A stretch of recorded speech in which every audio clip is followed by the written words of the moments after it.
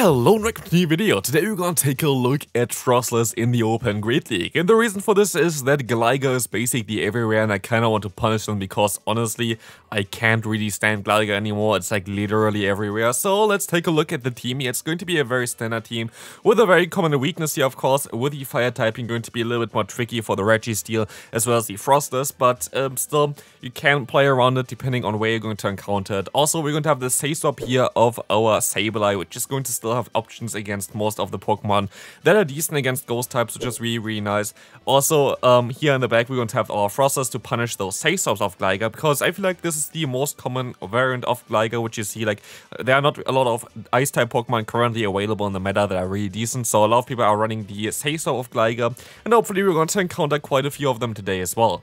What I have to say, honestly, I haven't played Registeel for a long time, and Registeel was really good for me in the current meta as Elite especially, so would really recommend you to try Registeel out again. Sableye was totally fine as well, and Froslass in the back was most likely the weak link for most of the time, but still definitely a solid Pokemon to use and definitely did its job. But maybe there would be a different Pokemon that might be a little bit better, not too sure, but definitely a very solid team that I would recommend you to run. I went way positive with this team as well, as you can win this first game.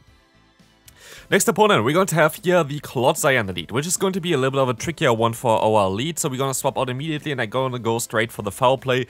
This will allow me basically to get rid of the disadvantage that I had from swapping out and like the turn disadvantage basically there.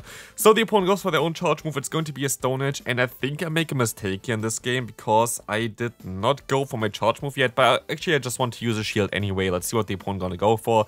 They're going to go for another Stone Edge, and so I can go for the foul play. Now, if they use a shield, that's fine. If they don't use a shield, they can still get to another move afterwards. At least that's what I thought. And yes, I'm going to be able to do exactly this. If they want to shield, I think they would be able to still get to another charge move, but they rather take the 2-shield advantage. And as you're gonna see, they're going to have a Jellicent in the back, and they're gonna swap out into the Poliwrath, allowing us to hit them with a big boom here of the return. And this is going to be great for us, as now we can go into our Froslass. And I'm fairly certain that the opponent is going to most likely go for an Icy Wind here, but I decided to go for my Avalanche first. Gonna get the shield from the opponent. There's still 1 shield left, and I decided to predict that they're gonna go for the Icy Wind and let this move go through. And I was wrong. They went for the Scald, and we have some lag here as well, which is not really ideal, but I can still reach another Avalanche in time. And I think this was a CMP tie, at least it looked like it.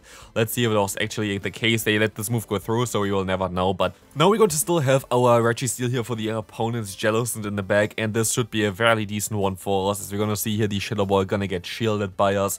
We can still try to go for the Zap Cannon, but not before we can also swap out into our Sableye to catch a move and make it even clearer. There's no way for the opponent to get into this game again. We can go for the Zap Cannon, super effective. The opponent is low enough as well that one Zap Cannon should get the knockout. We even get the attack drop here, and with this game is over. Like a Shadow Ball will do around like what, 30% or something.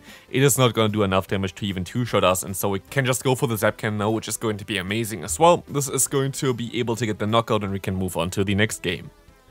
Next opponent coming through, great lead for us, is going to be the Skarmory. Our team definitely kind of wants to face it there in the lead. It's definitely a very decent team for this kind of scenario, and here we see that the opponent goes straight for the Ice Punch with the Annihilate, which tells me that I don't have to use a shield here, and I can go for the foul play, which is definitely going to pick up the KO from this range. So, if they want to use a shield here, which they actually do, I will be able to just use a shield as well, and I can see if I can fully farm them down, which would be really cool, because then we would have a ton of energy, and we can actually do exactly this, and so the opponent is going to be in a very tough position. We know that we can basically align our Registeel against the opponent. Registeel has the option later on as well to maybe debuff whatever wants to come in afterwards. We still have our Froslass in the back, and the Skarmory does not really have anywhere to go. And they're going to have a Lantern now in the back, which we can go for the Zap Cannon. Hopefully we're gonna get the debuff. This would be crucial for us to get the debuff here. Let's see, we're gonna be able to get the debuff. So actually we were able to have a better matchup now with our Froslass, as we can take a move way easier. Spark actually does so much damage against Froslass, which I was kind of confused about, but we can go for the Shadow Ball, force the knockout, or most likely the shield, which is totally fine as well. And as you can see here, I can actually use a shield here if I wanted to, because the opponent is, oh, they're actually gonna go for the Surfer, which I'm totally fine as well. They're gonna go for a charge move now, but even if they swap out now into the Skarmory, they're still going to have a low energy Lantern against me, and yes, they're gonna swap into the Skarmory, getting rid of all the energy that they have here, and our Registeel easily going to be able to win this game. Next opponent, we're going to have an interesting lead of the Water-type Cast form. Looked at this Pokemon actually before as well, which is kind of an interesting pick to use in the current meta. Having access to Thunder as a secondary charge move makes it cool against the Azumarill, being kind of neutral against Pokemon like the Whiscash is really, really nice. So maybe a Pokemon that is a little bit underrated. We're going to see here the Charger Bug coming in afterwards, and they're going to go ahead and go for the Discharge here, which I'm totally okay with. We're going to be able to just let this next move go through as well, which is going to be another Discharge most likely, but we should be able to reach another charge move now, and we do. So like the Avalanche should get the knockout against the opponent. Let's see what they're gonna do here. They do actually let this move go through, and so I can go for even another Avalanche most likely afterwards. Even if they go into the cast one, we still should be fine here. And this is going to get the not knockout, but I definitely get some decent damage against the opponent, which is kind of nice, putting them into a Focus Blast range or Foul Play range. I decided to go for the Zapcan, still trying to get the debuff here. Maybe this is going to work out for us. Let's see. We actually do get the debuff, so debuff luck is kind of on point here so far. I definitely had some matchups as well where I didn't get the debuff, where it was really important for me to get the debuff, but I guess that's kind of what you have to expect with the Registeel. And this is why I'm not really the biggest fan of those matchups where you have to really rely on debuffs, but yeah, it is what it is. We can get the last shield from the opponent. Now we have a 2-shield Sableye. This looks really good for us, right? I can let this move go through. They're debuffed still. Oh, I'm actually going to use a shield here, which is also totally fine. I can go for the Foul Play. Now it's going to be a Steam or something, which was not really nice for us here either, but they're going to have a Clodsire in the back, and I was like, okay, there's still a decent chance of me winning this game. I can go for the Foul Play against the opponent. I still have a shield left, which is kind of nice, but I have to reach 3 Foul Plays in time, and I still have to outspeed the opponent's cast form, and I was a little bit worried about the cast form mainly, because they definitely get to the moves very, very fast, and so I want to overfarm by like 2 fast moves here now. They're gonna go for the Sludge Bomb, where I was like, I can survive another Sludge Bomb, but actually they already get to the Earthquake here, which was absolutely wild. Feel like I maybe could have won this game. I went for the Foul Play immediately though. Next opponent, we're going to have the Charger Bug in the lead, which is going to be an awkward lead for us. In hindsight, what I actually would recommend here, which I did then later on as well, I actually got a 5-0 with my final set with this team. It didn't really start too well in the beginning for me with this team, but then I won for a 4-1 and then a 5-0 back-to-back basically, which was really, really nice. But what I would recommend you to go for, if you're going to encounter a Charger Bug lead with your Registeel, try to stay in until they go for a charge move. Don't throw your own charge move. You're just gonna stay in until they throw their own charge move, because this will allow you to basically keep the energy there, because it doesn't do that much. Even Discharge doesn't do that much damage against you, and you're just going to keep the energy for like a later matchup where you can maybe snipe an opponent, which in my opinion is a better way to play the Registeel. Keeping the energy is just way, way better. Here we're going to be able to actually get the knockout against the opponent plus a shield. I don't know why they did use a shield there, like I feel like it didn't really make too much sense, but I will definitely take it, as the opponent makes a great play here. But also, if you maybe noticed already, we have not encountered a single Gligar, and I don't know where they went. Like honestly, I don't know where they went. My team was designed to counter Gligar, but like it never really appeared too often there. But let's see, maybe here we're gonna be a little bit luckier. We're gonna see the Exeter coming through from the opponent. I was a little bit scared now because they actually can still get to another move, but luckily it is not a Discharge, it's an Exeter, and so I can easily survive it as it's going to be resisted. I can go for the Avalanche, and now we're gonna get the knockout against the Charger Bug. Let's see what's going to be in the back. Can we still win against that? Oh, for sure we can, because we finally found our target. Goodbye, Gligar. Next opponent, Dugong lead. Going to be a great lead for me. They're going to outspeed me. They're going to go into the Gligar, and here are the Gligars as the opponent decides to forfeit there immediately. Next opponent coming through, we're going to have the Lantern coming in. That was a fast one. It was one of the fastest game there, but yeah, this is a cool thing as well. Like a lot of people, especially I feel like in like mid-elo range, are using Gligar currently as a safe swap, and having Froslass in the back, which like nobody really expects, is really, really cool to have. So definitely would recommend you to try it out. The opponent is catching the move here on Gligar. Very great play. So now, like after not encountering any Gligar before, we're going to encounter 3 back-to-back-to-back. But here we're gonna see already what Froslass can do. We can take this Aerial Ace, it's not a dig, and so we can go for the full farm down, get a ton of energy for whatever comes back in. It's most likely going to be the Lantern anyway, right? Let's see what it's going to be. It's going to be the Lantern. They can go for the Avalanche, which of course would be resisted, but I'm fairly certain that they're going to use a shield, exactly. And as they go for the charge move immediately, I decide to let this move go through, as we will be able to now go into our Sableye. I think they're kind of into farm down range already. after maybe like, if they're gonna go for another shield, of course, against my foul play. Let's see, they're gonna go for a surf here. Great play there. I can go for an next charge move, and this should get the knockout. Or if they want to use a shield, I can farm down afterwards. They don't want to use a shield, and they're going to have an Arctibex in the back. Respect for this, Arctibex kind of completely vanished recently, which I find interesting because it's also an ice type. But honestly, Arctibex can even lose against Gligar in certain, especially AV scenarios, which is kind of sad. But here we're gonna see that we can hit a return, and with this we can just lock on them down. And so this is going to be it for this game. Next opponent, amazing lead for us. We're going to have the Bastion. Bastion does not appreciate the matchup against the Registeel, but I kind of have to keep my Registeel kind of healthy, because otherwise I'm going to struggle a lot against the Bastion later on. So I decided to swap out here after going for one Zap Cannon, getting a shield plus the debuff onto the opponent. And getting the debuff is crucial here. Like, this is literally the most important thing for you, to get the debuff against the Sableye, which you're going to see very, very soon. Because what we're going to see here now, I can go for another foul play against the opponent, and the opponent decides to use no shield here. But I can try to go for the full farm down, and you see there, my fast move goes through, but it's just barely not enough, and I'm just going to predict that this is not going to get the knockout, and it didn't.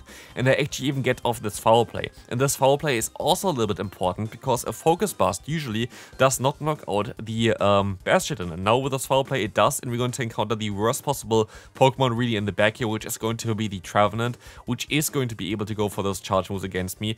The Shadow Ball is coming through, would have got the knockout there, but I can at least go for the Avalanche in order to get the first shield, or like the final shield from the opponent, which is really important. And so we can see if we can go for the Avalanche, but we cannot. They just have to go for the Seed Bomb in order to knock me out.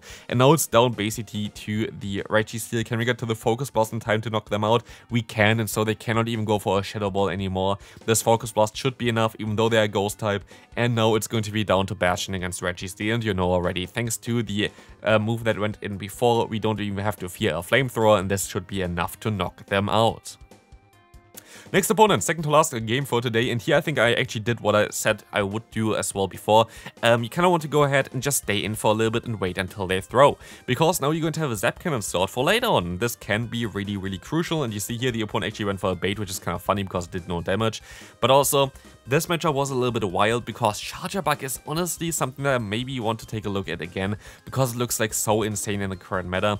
We will be able to just go for a foul play against the opponent, which is gonna connect. It does not get the knockout or anything like this, but I thought we would put them into farmland range, so I decided to use the shield here and thinking, oh, this should be enough, right?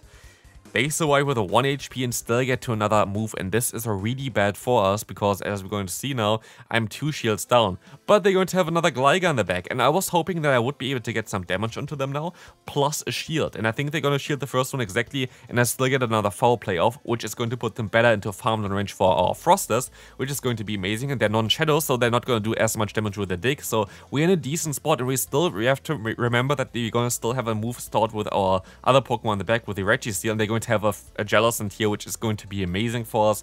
We can go for the Shadow Ball, get the shield from the opponent. I can go for the Zap Cannon. Hopefully gonna get the debuff against them as well. Let's see. It would be really nice to get the debuff. We do get the debuff, which is kind of nice. And now again, it's going to be a Ghost type that is going to be in range for the Focus Blast already. The Shadow Ball is coming through, gonna connect against me, and I can go for the Focus Blast now, which is going to be able to take down the opponent's Jellicent. And so it's only going to be the Gligar in the back. They are forced to go for a dig here. Anything else will not knock me out, because yeah, Dig is going to be super effective. Aerial Ace is resisted. They decide to go for the Aerial Ace. It is not enough, and Focus Blast is going to be able to knock them out. But yeah, if you enjoyed this video so far, feel free to leave a like. I would really appreciate it, and let me know in the comment section, how do you like the current Great League meta?